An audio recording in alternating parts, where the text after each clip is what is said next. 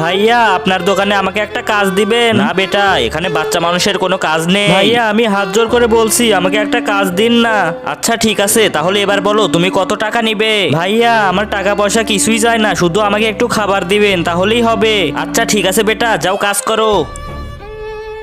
ভাইয়া আমি সব কাজ করে দিয়েছি।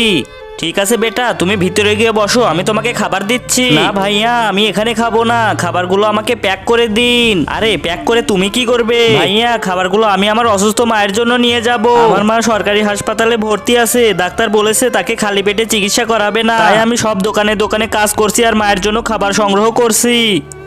আরে বেটা একদম চিন্তা করো না, আমি তোমাকে খাবারগুলো প্যাক করে দিচ্ছি। এই নাও। শুক্রিয়া ভাইজান। এই যে বেটা শোনো, এখন থেকে আর অন্য দোকানে কাজ করবে না, আমার এখানেই কাজ করবে আর আমার কাছ থেকে সব খাবার নিয়ে যাবে। ঠিক আছে ভাইজান, উপরওয়ালা আপনার মঙ্গল করুক। বন্ধুরা তোমরা এই ভাইটার জন্য চ্যানেলটি সাবস্ক্রাইব করে দিও।